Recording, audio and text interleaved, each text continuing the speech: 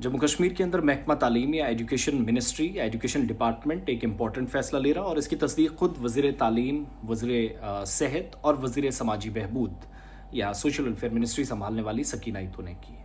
आज सुबह उनका एक पोस्ट आया तो कुछ सवालात जहन में आए जो मैं असातिज़ा बरादरी से पूछना भी चाहूँगा, और टीचर फ्रेटर्निटी इस बारे में क्या तसव्वुर करती है, क्या सोचती है, क्या ख्यालात हैं, क्या ओपिनियन है, ज़रा वो भी साथ साथ लेते हैं। मैडम लिखती हैं कि in line with our commitment to streamline the education sector, pleased to share the elevation of 458 teaching and non-teaching personnel from Kashmir division to the next higher level. Orders to follow shortly. Best wishes to all of them. तरक्की मिल रही है, अच्छी बात है, सबको मिलनी चाहिए जो मुस्तहिक अफराद हैं। 458 लोगों को एलिवेट किया जा रहा है टीचिंग और नॉन टीचिंग स्टाफ में, यानी तदरीसी और गैर तदरीसी अमला जिसको आप कहते हैं, और इसमें टेक्निकल अमले को भी कई बार शामिल किया जाता है जो पुराने ओहदे होते हैं एक। फिर उसके नीचे जब मैंने रिएक्शन देखे तो मैंने सोचा क्यों ना इस पर आप लोगों के साथ बात हो। एक शख्स लिखते हैं, बल्कि जम्मू कश्मीर टीचर्स फोरम के कुछ शायद जिम्मेदारान हैं, वो लिख रहे हैं कि when other staff members in the same department are required to go through departmental examinations for elevation, why not teachers? It should be your prime responsibility to ensure that teachers also go through this process. Kindly look into this matter. कि सारे लोग elevation के process से गुजर सकते हैं, लेकिन teachers को जानबूझकर, जिनका वक्त भी पूरा है, जिनने ड्यूटीज़ की बुनियाद पर अपनी तरक्की के वो मुंतज़िर हैं, तो उनकी क्यों नहीं? एक और शख्स लिख रहा है, whatever you are giving it's all going on to the old employees, the old one who are already working in system, what about new? जो नए लोग हैं उन्हें क्या? सवाल ये भी नहीं है, मेरी नज़र में ये बात भी संजीदा नहीं है।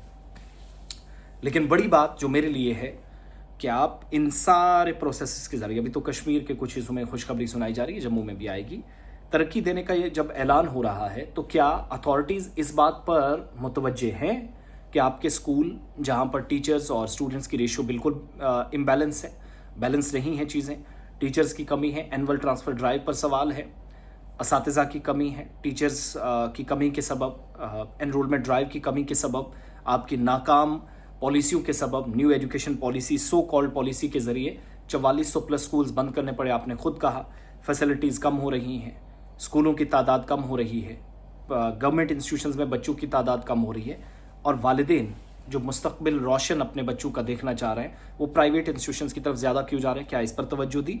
यही हाल तकरीबन बाकी जगहों पर भी आप हेल्थ सेक्टर का भी है।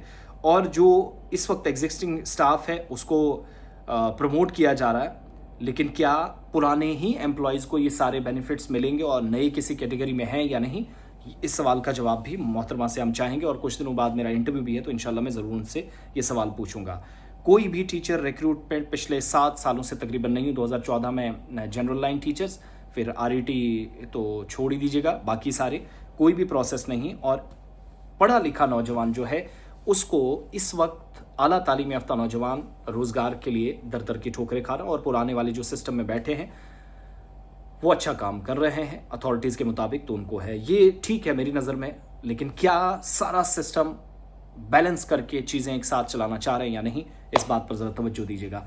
असातिज़ा बरादरी से सिर्फ कमेंट्स चाहूँगा, और जो टीचर्स फोरम के ज़िम्मेदारान हैं, असातिज़ा हैं, 24 घंटे आपकी खिदमत है, फिर भी तंग तलब किया जाता है, तो ज़रा इस ऑर्डर की वजाहत भी अपने अंदाज में कीजिए। गाली गलोच कोई ना करे, बदतमीज़ी कोई ना, और जो असातिज़ा वो तो बिल्कुल नहीं करेंगे। कई लोग लिखते हैं उल्टा सीधा बीच में, वो लिखने की ज़रूरत नहीं है, लेकिन सारी चीज़ें बैलेंस करने की ज़रूरत है। इस पर क्या हिकमत अमली एजुकेशन डिपार्टमेंट की, एजुकेशन मिनिस्टर की, कंसर्न अथॉरिटीज़ की हो, जहाँ बुनियादी ढांचा कम है, फिर सैलाबी इलाकों में या सैलाब ज़दा इलाकों में, मुतासरा इलाकों के अंदर स्कूल्स तबाह हुए, इंफ्रास्ट्रक्चर ऐसी जगहों पर तैयार कर रहे हैं जहाँ पर कई तरह के सवाल आते हैं। असातिज़ा तो बाद में आएंगे ना, पहले ढांचा होगा।